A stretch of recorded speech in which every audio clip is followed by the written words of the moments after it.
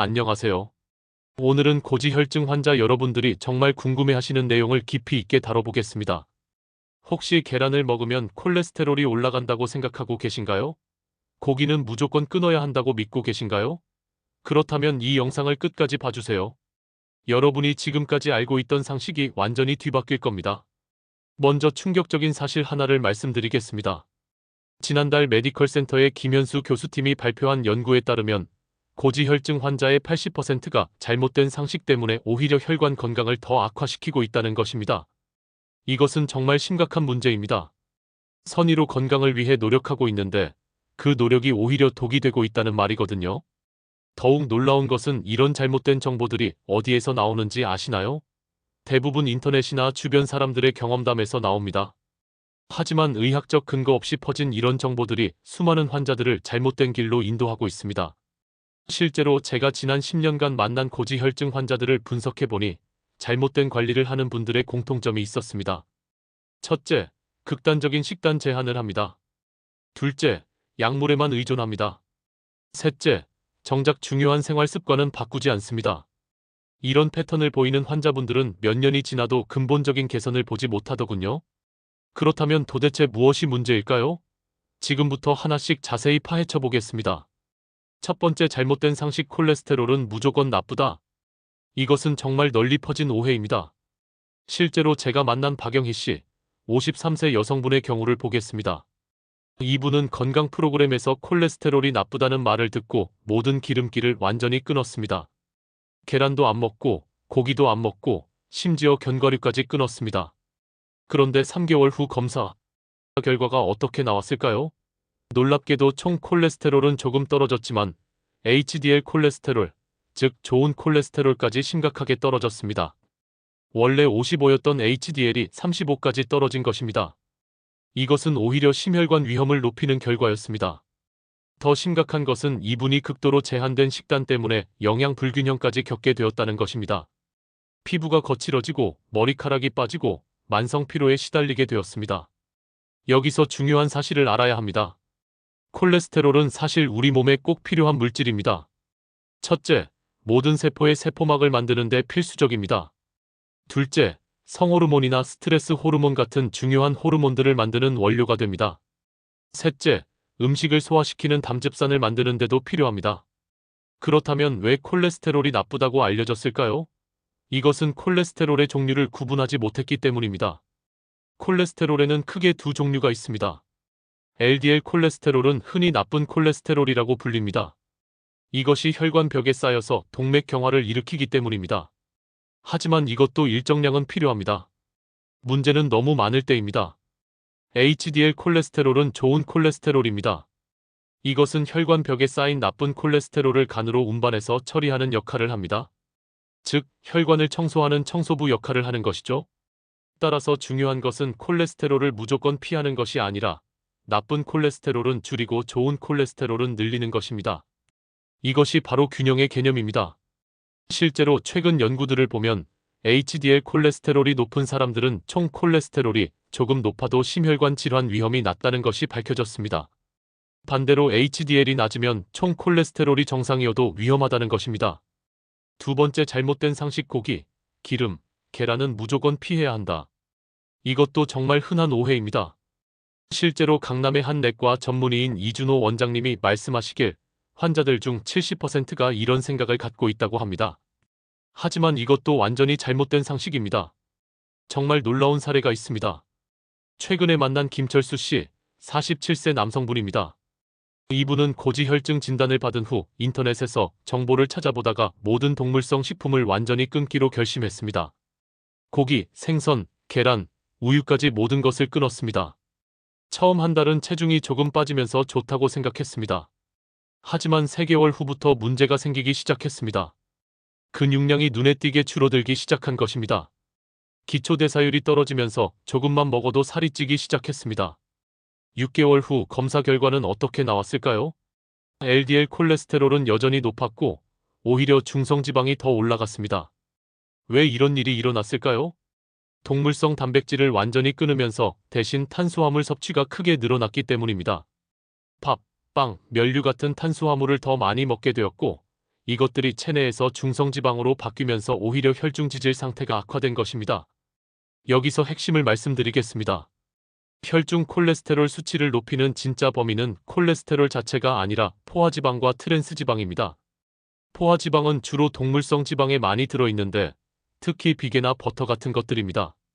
하지만 모든 동물성 식품에 포화지방만 들어있는 것은 아닙니다. 기름기를 제거한 살코기에는 포화지방이 그리 많지 않습니다. 트랜스지방은 더욱 위험합니다. 이것은 액체 상태의 기름을 고체로 만들기 위해 인위적으로 수소를 첨가한 지방입니다. 마가린, 쇼트닝, 그리고 이것들이 들어간 빵, 과자, 케이크 등에 많이 들어 있습니다. 따라서 올바른 방법은 이겁니다. 포화지방이 많은 비계나 가공육은 피하되 기름기 없는 살코기는 적당히 드셔도 괜찮습니다. 조리 방법도 중요합니다. 튀기는 것보다는 굽거나 삶는 방법을 선택하세요. 기름의 경우도 마찬가지입니다. 올리브유, 들기름, 아보카도 오일 같은 불포화 지방산이 풍부한 기름은 오히려 좋은 콜레스테롤을 늘려주는 역할을 합니다. 계란에 대해서도 말씀드리겠습니다. 예전에는 계란 노른자에 콜레스테롤이 많다고 해서 하루 1개 이상 먹으면 안 된다고 했습니다. 하지만 2015년 미국 식이지침에서는 이 제한을 없앴습니다. 왜일까요? 최근 20년간의 연구 결과 음식을 통해 섭취하는 콜레스테롤이 혈중 콜레스테롤에 미치는 영향은 생각보다 크지 않다는 것이 밝혀졌기 때문입니다. 우리 몸은 음식으로 콜레스테롤을 많이 섭취하면 간에서 콜레스테롤 생산을 줄이는 조절 기능을 갖고 있습니다. 실제로 하버드 대학교의 대규모 연구에서 하루 1개의 계란을 먹는 것은 심혈관 질환 위험과 전혀 관련이 없다는 것이 확인되었습니다. 세 번째, 잘못된 상식, 약만 먹으면 된다. 이것은 정말 위험한 생각입니다. 실제로 대학병원 심장내과의 한 교수님이 말씀하시길 약만 믿고 생활 습관은 전혀 바꾸지 않는 환자들이 정말 많다고 합니다. 실제 사례를 보겠습니다. 조미영 씨, 45세 여성분입니다. 이분은 고지혈증 약을 복용하기 시작하면서 안심했습니다. 약을 먹으니까 수치가 조절되니까 이제 괜찮다고 생각한 것이죠. 그래서 계속 밀가루 음식을 즐기고 달콤한 음료수도 마시고 운동도 하지 않았습니다. 약 때문에 LDL 콜레스테롤 수치는 어느 정도 조절되었습니다. 200에서 130 정도로 떨어졌죠. 하지만 3년 후 정기검진에서 혈관 초음파 검사를 했는데 충격적인 결과가 나왔습니다. 경동맥에 동맥경화 플라크가 진행되고 있었던 것입니다. 이것은 왜 일어났을까요? 약물은 콜레스테롤 수치만 낮춰줄 뿐 근본적인 혈관 손상을 막지는 못하기 때문입니다. 계속되는 잘못된 식습관과 운동 부족은 혈관에 염증을 일으키고 산화 스트레스를 증가시켜서 동맥경화를 진행시킵니다. 또한 약물 치료만 받는 분들의 또 다른 문제는 약물 의존성입니다. 한번 약을 시작하면 평생 먹어야 한다고 생각하게 됩니다. 하지만 생활 습관을 제대로 개선하면 약물 복용을 줄이거나 중단할 수도 있습니다. 실제로 클리브랜드 클리닉의 연구에 따르면 생활 습관 교정과 함께 약물 치료를 받은 환자들이 약물만 복용한 환자들보다 심혈관 사건 발생률이 40% 낮았다고 합니다. 이제 정말 위험한 음식들에 대해 말씀드리겠습니다. 많은 분들이 고기나 기름을 무서워하시는데 정작 더 위험한 음식들은 모르고 드시는 경우가 많습니다. 첫 번째, 정제 탄수화물. 흰쌀밥, 흰빵, 떡, 면류 등의 정제된 탄수화물이 바로 그것입니다. 이런 음식들은 혈당을 급격히 올립니다. 그러면 인슐린이 과도하게 분비되면서 여러 문제가 생깁니다. 첫째, 여분의 포도당이 중성지방으로 바뀝니다. 둘째, 중성지방이 많아지면 HDL 콜레스테롤이 줄어들고 LDL 콜레스테롤이 늘어납니다. 셋째, 작고 조밀한 형태의 더 위험한 LDL 입자가 만들어집니다.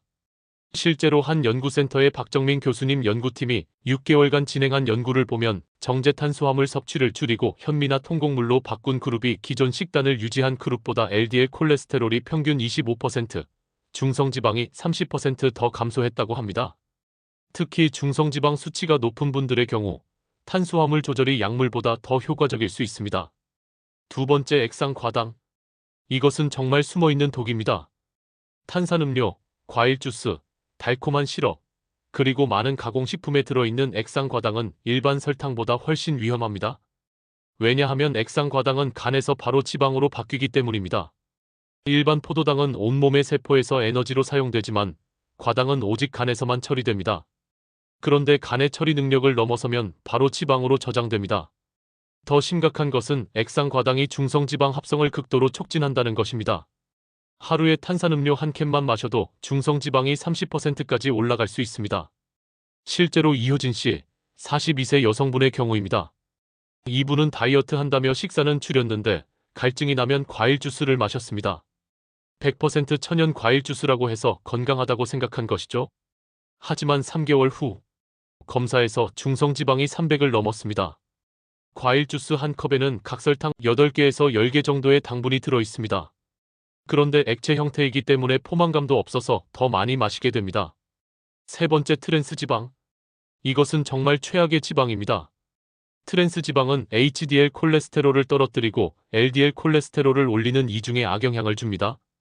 게다가 혈관에 염증을 일으켜서 동맥경화를 촉진합니다. 트랜스 지방이 많이 들어있는 음식들을 알아보겠습니다. 마가린과 쇼트닝이 대표적입니다. 그리고 이것들이 들어간 빵, 과자, 도넛, 크래커 등입니다. 또한 고온에서 오랫동안 사용한 기름으로 만든 튀김류에도 트랜스 지방이 생성됩니다. 특히 패스트푸드점의 감자튀김이나 치킨 같은 것들이 위험합니다. 같은 기름을 계속 재사용하면서 트랜스 지방 함량이 계속 늘어나기 때문입니다.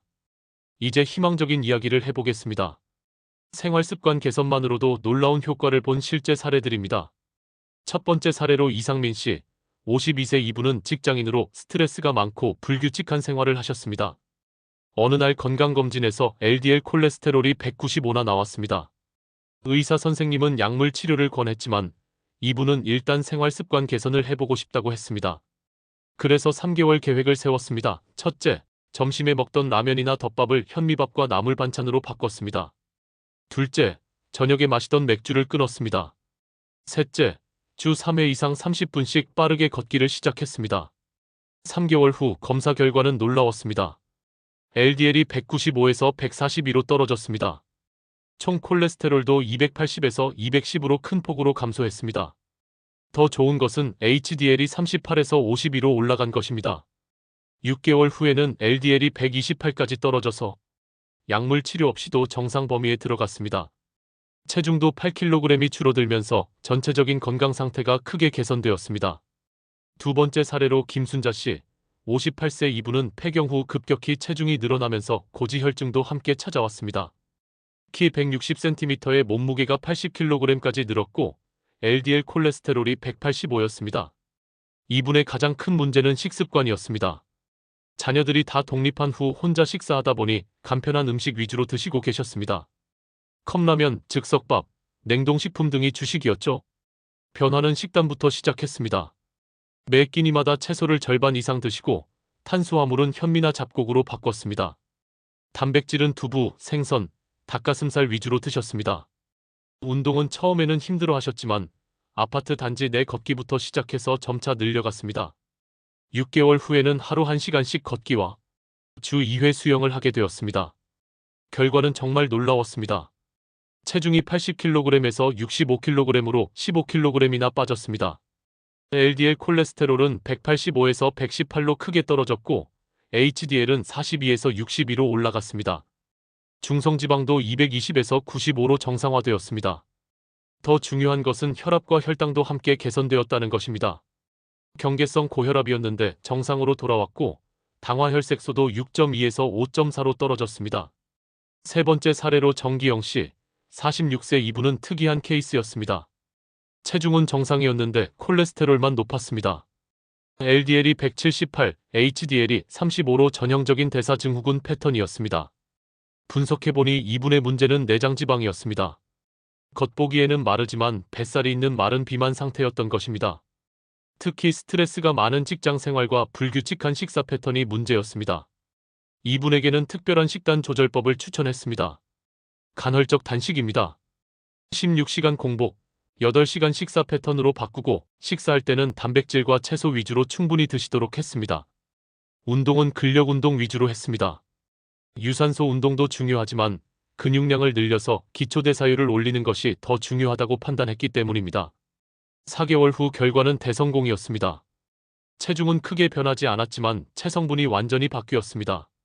내장지방이 크게 줄어들고 근육량이 늘어났습니다. LDL은 178에서 125로 HDL은 35에서 58로 크게 개선되었습니다.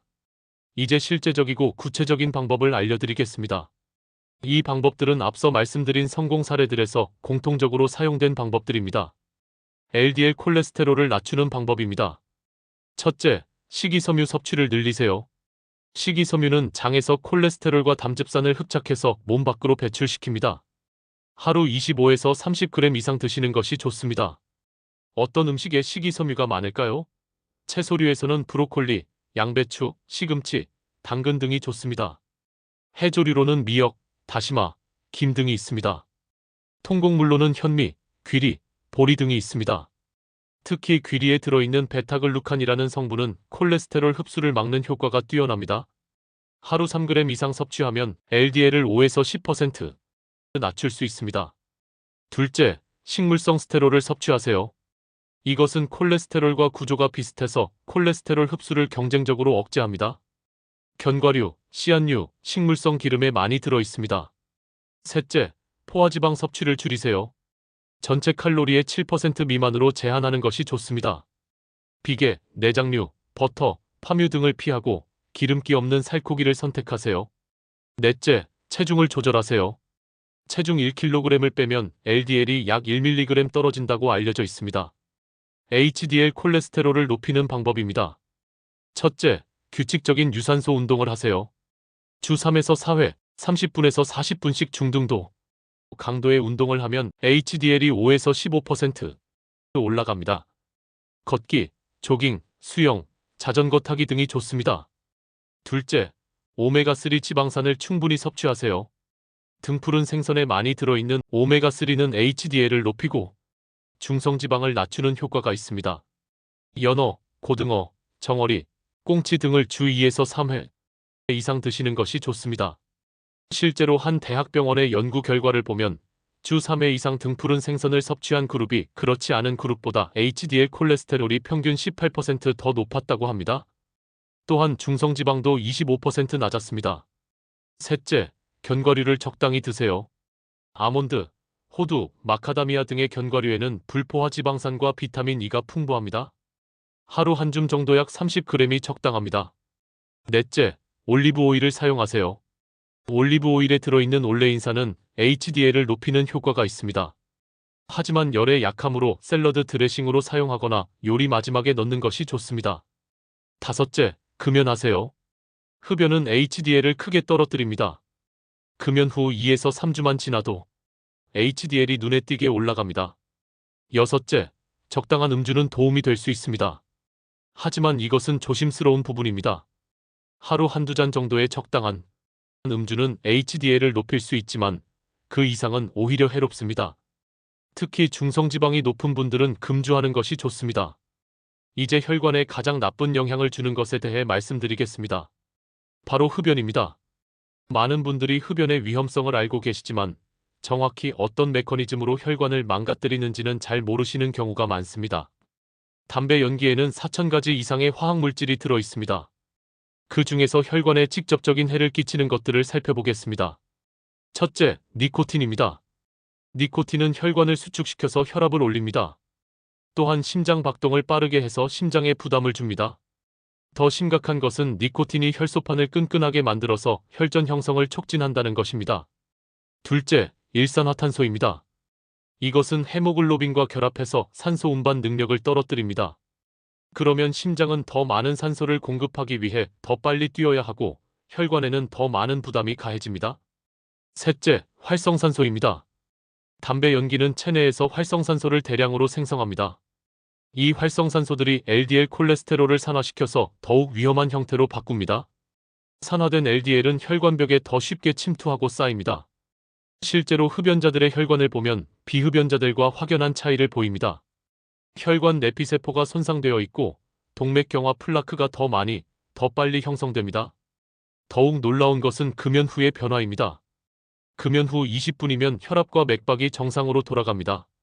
12시간 후에는 혈중 일산화탄소 농도가 정상화됩니다. 2에서 3주 후에는 혈액순환이 개선되고 폐 기능이 호전됩니다. 가장 중요한 것은 1년 후입니다. 심혈관 질환 위험이 흡연자의 절반으로 줄어듭니다. 5년 후에는 뇌졸중 위험이 비흡연자와 같아집니다. 10년 후에는 폐암 위험도 절반으로 줄어듭니다. 실제로 금연 클리닉의 한 전문의가 말씀하시길 금연 성공률을 높이는 가장 좋은 방법은 단번에 끊는 것이라고 합니다. 서서히 줄이는 것보다 효과적입니다. 금연을 위한 구체적인 방법을 알려드리겠습니다. 첫째, 금연일을 정하세요. 그리고 그 날짜를 주변 사람들에게 알리세요. 둘째, 담배와 관련된 모든 것들을 치우세요. 라이터, 재떨이까지 모든 것을 없애버리세요. 셋째, 흡연 욕구가 올라올 때의 대처법을 미리 준비하세요. 물을 마시거나 양치를 하거나 산책을 하는 것 등입니다. 이제 가장 간단하면서도 효과적인 운동인 걷기에 대해 말씀드리겠습니다. 하루 30분 걷기만으로도 혈관이 놀랍도록 달라집니다. 걷기가 혈관에 미치는 영향을 구체적으로 알아보겠습니다. 첫째, 혈관 탄력성이 향상됩니다. 걷기 운동을 하면 혈액순환이 활발해집니다. 이때 혈관 내피세포에서 산화질소라는 물질이 분비됩니다. 이 산화질소는 혈관을 확장시키고 유연하게 만들어줍니다. 또한 혈관벽의 평활근을 이완시켜서 혈관이 더 탄력적으로 변합니다. 실제로 규칙적으로 걷기 운동을 하는 사람들의 혈관 나이는 실제 나이보다 5에서 10년 젊은 것으로 측정됩니다. 둘째, 콜레스테롤 수치가 개선됩니다. 걷기 운동은 체내 지방을 연소시켜서 LDL 콜레스테롤을 낮춥니다. 동시에 HDL 콜레스테롤을 높여줍니다. 특히 HDL의 경우 규칙적인 유산소 운동만으로도 10에서 15%까지 올릴 수 있습니다. 셋째, 혈압이 조절됩니다. 걷기 운동은 심장을 더 효율적으로 만들어줍니다. 같은 양의 혈액을 더 적은 수축으로 펌프할 수 있게 되어서 혈압이 자연스럽게 낮아집니다. 또한 말초혈관의 저항도 감소해서 혈압 강화 효과가 더욱 커집니다. 넷째, 혈당 조절 능력이 향상됩니다. 걷기는 근육에서 포도당 이용률을 높여서 혈당을 낮춥니다. 또한 인슐린 감수성을 개선해서 당뇨병 예방과 관리에도 도움이 됩니다. 실제 사례를 보겠습니다. 정혜진 씨, 49세 여성분의 경우입니다. 이분은 직장 생활로 인해 거의 운동을 하지 않으셨습니다. 건강검진에서 LDL 콜레스테롤 170, HDL 콜레스테롤 40, 혈압 145와 90이 나왔습니다. 의사 선생님께서 약물 치료를 권했지만 일단 운동부터 시작해보기로 했습니다. 매일 아침 30분씩 빠르게 걷기를 시작했습니다. 처음에는 힘들었지만 2주 정도 지나니까 습관이 되었습니다. 3개월 후 검사 결과는 정말 놀라웠습니다.